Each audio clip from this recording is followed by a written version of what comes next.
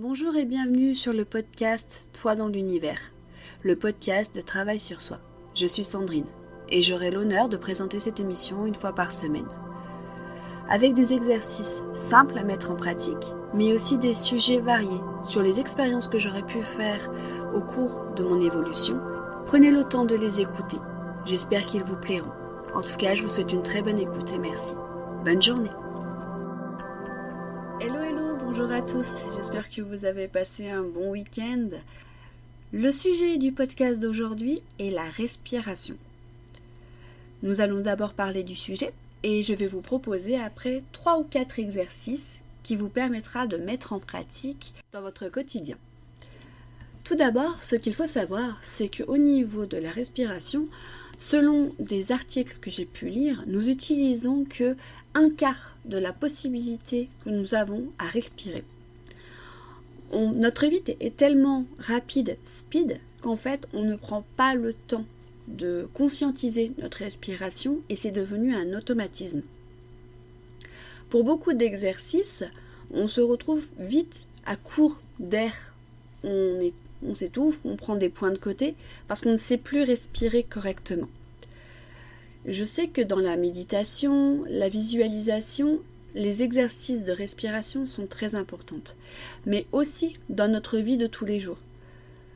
En cas de crise d'angoisse ou de stress par rapport à notre travail, notre vie professionnelle.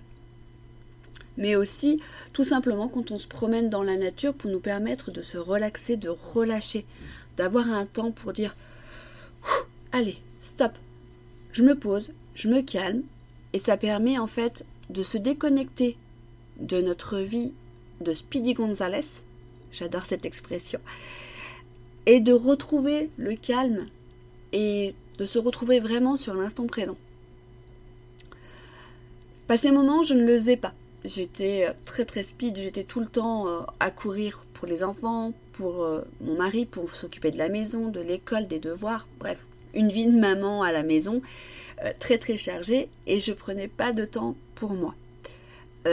Du coup, c'est vrai que en plus de mon état de santé qui n'est pas forcément tip-top par rapport à des problèmes de santé, je ne prenais pas le temps pour moi. Et du coup, ma respiration était très saccadée, j'avais souvent des migraines, voilà. Et du coup, j'ai commencé à faire des exercices, j'ai repris la méditation, puis j'ai recommencé à faire des exercices de gym douce. Et en fait, je me suis rendu compte que je ne savais pas respirer correctement. Je ne savais pas respirer par la bouche ou souffler par la bouche. C'était quelque chose que c'était presque impossible pour moi à faire. Et j'ai dû travailler, et je travaille encore dessus parce que ça a été très long. Et en fait, ces exercices m'ont permis en fait de faire du relâchement musculaire et vraiment de vider totalement l'énergie, tout ce que je n'avais plus besoin grâce au souffle. Et du coup, ces exercices m'aident vraiment. Et je me suis dit, pourquoi pas les partager avec mes auditeurs. Donc, je vais vous proposer, en fait, on va dire, 3 exercices. Donc, le premier, ce sera un exercice de la bougie. Le deuxième exercice sera une cohésion cardiaque. Et le dernier exercice sera de souffler pour relâcher totalement les muscles. Nous allons commencer par l'exercice de la bougie. Installez-vous confortablement sur une chaise, prenez une bougie et allumez-la. Une fois qu'elle est allumée, faites bien attention par contre qu'il n'y ait pas de feuilles ou quoi que ce soit à côté pour éviter de les brûler. Les enfants peuvent faire aussi l'exercice sous la surveillance d'un parent. Je sais que moi, je l'utilise pour mes enfants, pour quand ils sont stressés avant de travailler, de faire leurs devoirs. C'est un petit exercice qu'ils aiment bien et je le mets en pratique avec eux. Donc, on prend notre bougie et puis on prend une grande inspiration par le nez et tout doucement, on va souffler sur la flamme de la bougie. Il faut qu'elle bouge. Mais attention, il faut contrôler son souffle pour ne pas éteindre la bougie. Vous pouvez faire cet exercice le nombre de fois que vous voulez. En règle générale, moi je le fais entre 3 et 5 fois. C'est un exercice rigolo puisqu'on voit la flamme bouger sans l'éteindre. Si vous l'éteignez, rallumez-la et recommencez. Le deuxième exercice est un exercice donc de cohésion cardiaque. C'est un exercice que les militaires américains et français utilisent en cas d'angoisse, de stress et pour se reconcentrer. C'est un exercice où nous allons inspirer pendant 5 secondes, bloquer pendant 5 secondes, souffler pendant 5 secondes et retenir sa respiration pendant 5 secondes. Nous allons pouvoir commencer l'exercice. On va prendre une grande inspiration. 2, 3, 4, 5. On bloque. 2, 3, 4, 5. On souffle. 3, 4, 5. On bloque. 3, 4, 5. On inspire. 2, 3, 4, 5. On bloque. 3, 4, 5. On souffle. 3, 4, 5. On bloque.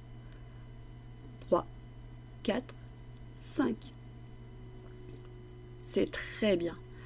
Prenez le temps de faire cet exercice. Si vous avez mal à la tête, vous pouvez arrêter.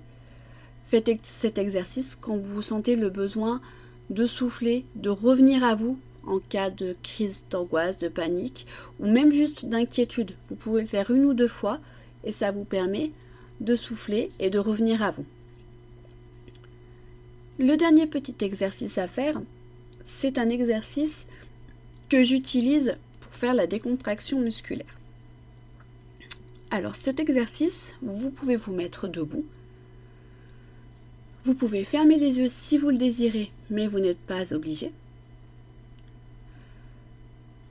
Vous prenez une grande inspiration et vous levez, vous serrez vos épaules contre la nuque, comme si vous vouliez rentrer votre cou.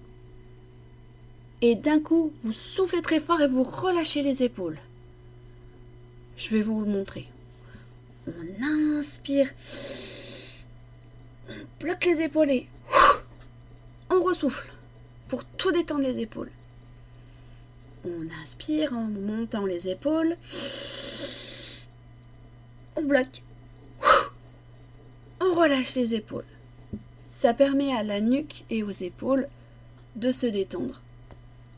Donc voilà 3 petits exercices que vous pouvez mettre en pratique quand vous le désirez. Vous pouvez écouter ce podcast plusieurs fois, il n'y a pas de souci.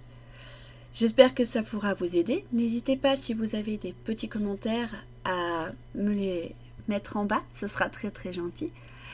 Donc on se retrouve la semaine prochaine avec un autre sujet que je trouve très important et qui me sert aussi à mon quotidien, c'est l'ancrage. L'ancrage est quelque chose qu'on peut utiliser dans beaucoup de domaines, mais surtout pour être sur l'instant présent. Mais je vous en dirai plus la semaine prochaine. En tout cas, je vous souhaite une très très belle semaine.